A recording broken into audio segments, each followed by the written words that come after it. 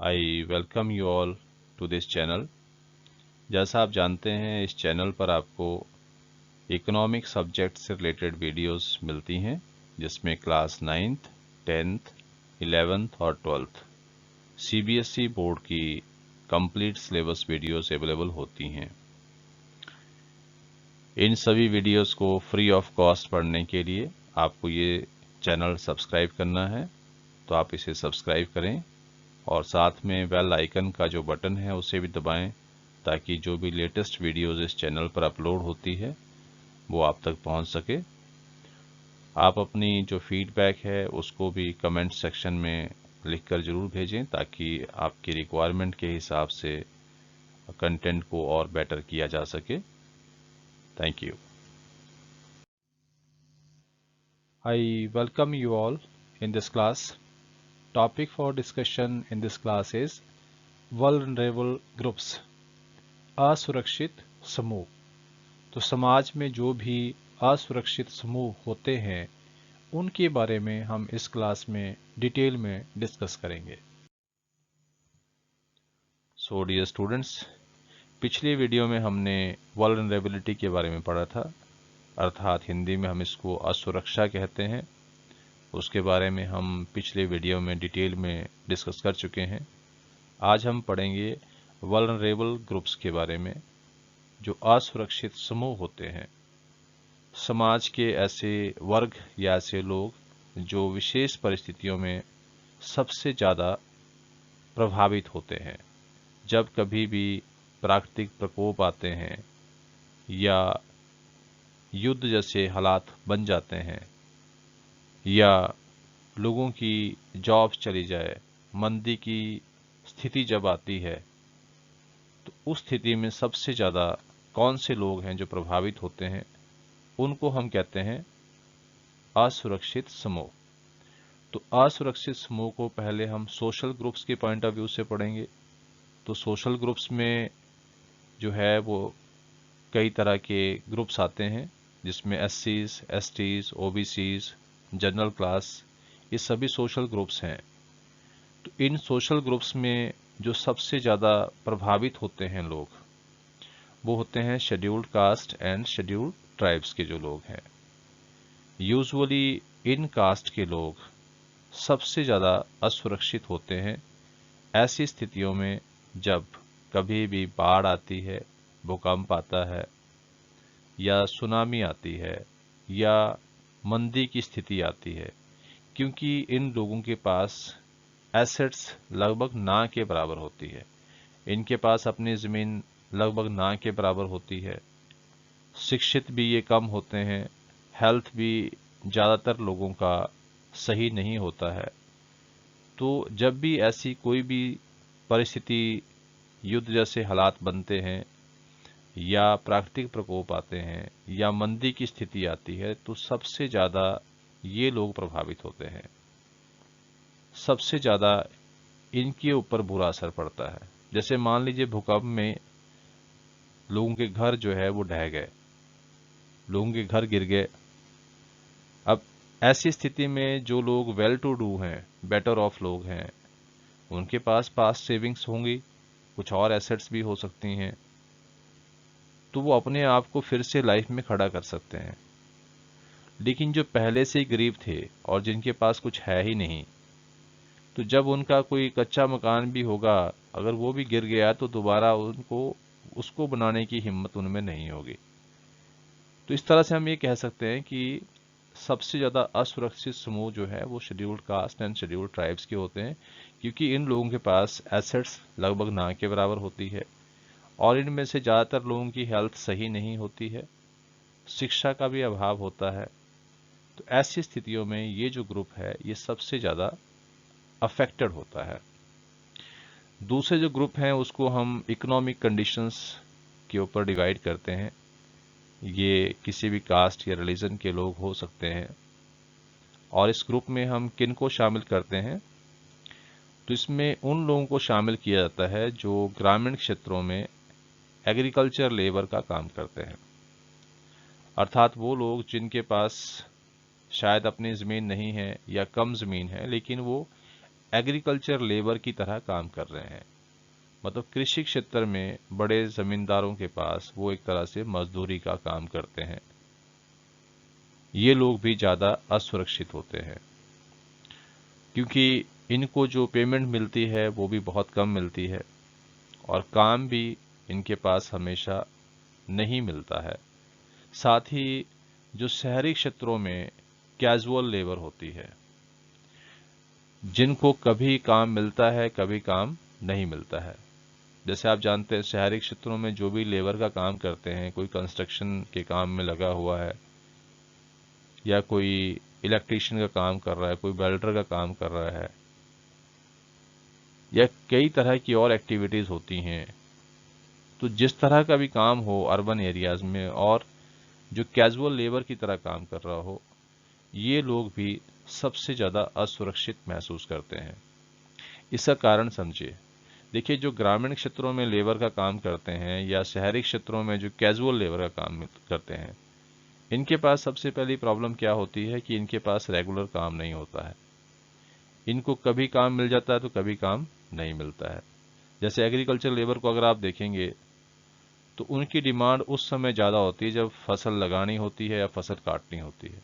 वही साल में 2-4 महीने इनको काम मिलता है और बाकी दिनों में ये एक तरह से ये बेकार रहते हैं या बेरोजगार रहते हैं।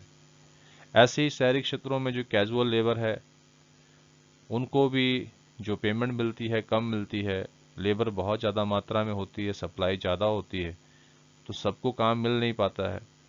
कैजुअल उनको काम मिलता है, कभी कभी मिल जाता है, कभी नहीं मिलता है काम, तो इनके पास जो आमदनी है वो कम होती है। तो जब कभी भी कोई ऐसी स्थितियां बनती है, जैसे प्राकृतिक प्रकोप आते हैं या मंदी की स्थिति आती है, तो ऐसी स्थिति में सबसे ज़्यादा यही लोग प्रभावित होते हैं। जैसा अभी आपने कोरोना काल में देखा, जब लॉकडाउन अनाउंस हुआ तो उन दिनों में देश भर के जो मजदूर लोग थे वो अपने अपने घरों की तरफ वापस लौटना शुरू हुए और आपने देखा कि कितनी कितनी दूरी तक वो पैदल जो है अपने गांव की तरफ निकल गए, क्योंकि सबसे ज़्यादा यही लोग अफेक्ट होते हैं ऐसी चीज़ों से। तो आपने ये सारे सीन्स मीडिया में देखे होंगे, जब इस तरह की समस्याएं आई थी तो सबसे ज़्यादा जो प्रभाव पड़ा इन्हीं लोगों पर पड़ा, जो शहरी क्षेत्रों में कैजुअल लेबर की तरह काम कर रहे थे या जो ग्रामीण क्षेत्रों में एग्रीकल्चर लेबर की तरह काम कर रहे थे। तो इस तरह से जो असुरक्षित समूहों की जब हम बात करते हैं तो सोशल ग्रुप्स में हम लेते हैं SC ST कैटेगरी के जो लोग हैं वो सबसे ज़्यादा अफेक्ट होते हैं, और इकोनॉमिक कैटेगरी के बेस पे अगर हम देखते हैं तो उसमें जो ग्रामीण क्षेत्रों में एग्रीकल्चर लेबर का काम करते हैं और शहरी क्षेत्रों में जो कैजुअल लेबर का काम करते हैं, उन लोगों को हम असुरक्षित समूहों में शामिल करते हैं। कुछ लोग ऐसे भी होते हैं जो सोशल ग्रुप के पॉइंट ऑफ व्यू से भी असुरक्षित होते हैं और साथ ही economic category point of view से भी असुरक्षित होते हैं। एग्जाम्पल के लिए मान लीजिए कोई व्यक्ति है, वो SC ST कैटेगरी से है और साथ में वो एक लैंडलेस कैजुअल वर्कर की तरह काम कर रहा है। तो एक तो कैटेगरी के पॉइंट ऑफ व्यू से वो असुरक्षित है, क्योंकि ये कैटेगरी सबसे ज़्यादा असुरक्षित होती हैं, और साथ में वो इकोनॉमिक कैटेगरी में भी लैंडलेस कैजुअल वर्कर की तरह काम कर रहा है। तो यहाँ पर उसके ऊपर दोहरी मार है, अर्थात विपरीत परिस्थितियों में ऐसे लोग सबसे ज्यादा प्रभावित होते हैं जो दोनों ही ग्रुप्स के हिस्सा हैं।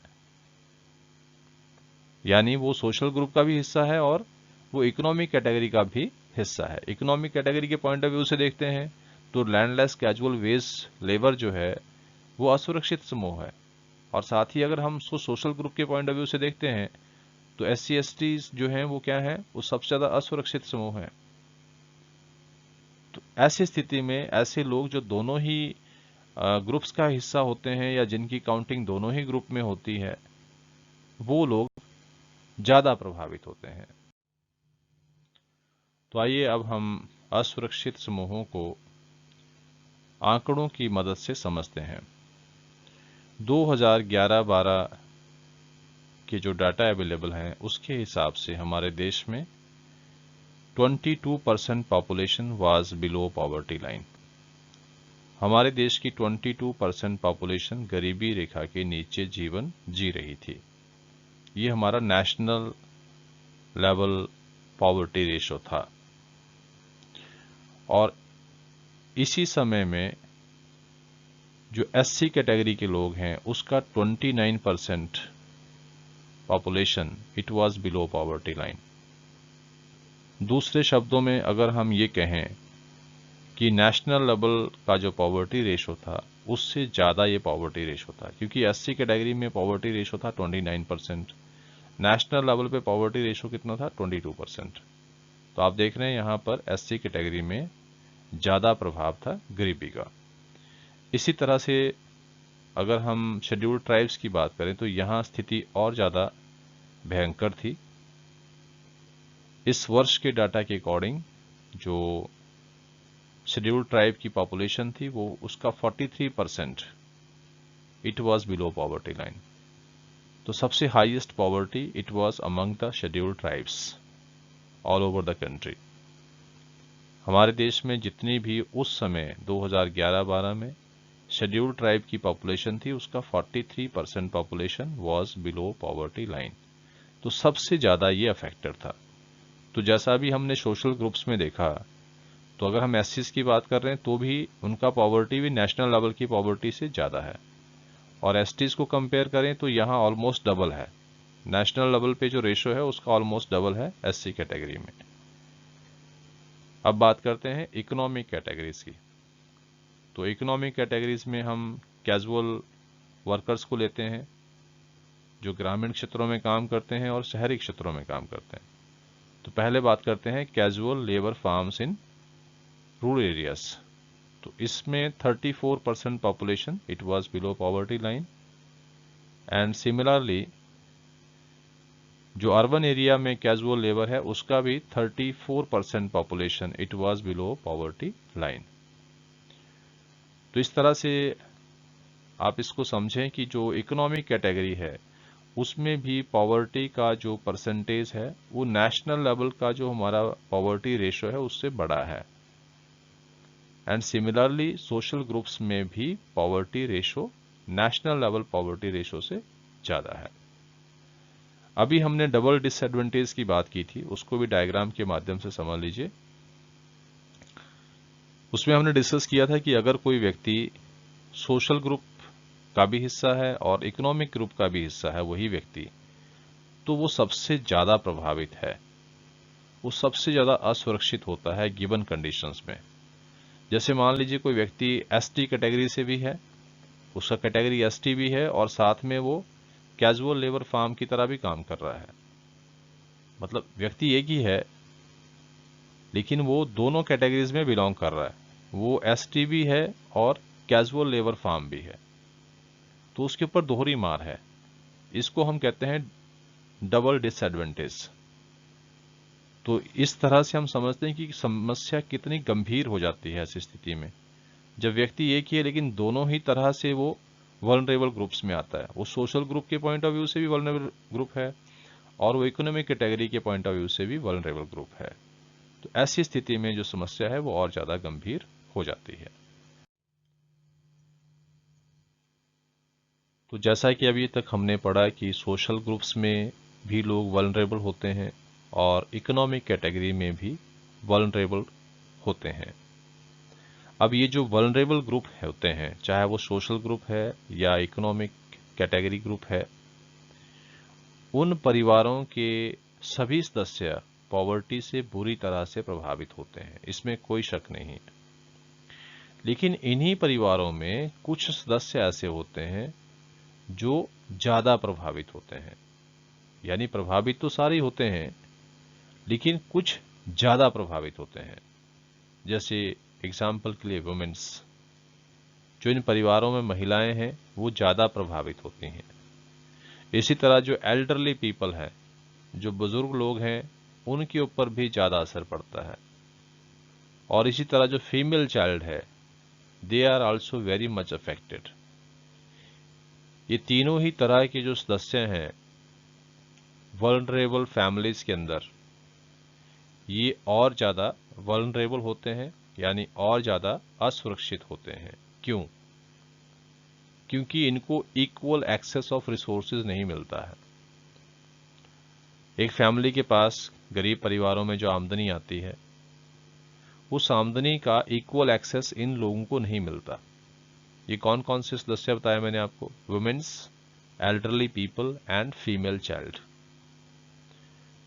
तो इनके ऊपर ज़्यादा असर पड़ता है। तो आइए इसको हम एक कहानी के माध्यम से समझते हैं। So let us discuss the story of Shivraman for the better understanding of the vulnerable groups. Sivaraman Tamil Nadu के गांव में रहते हैं।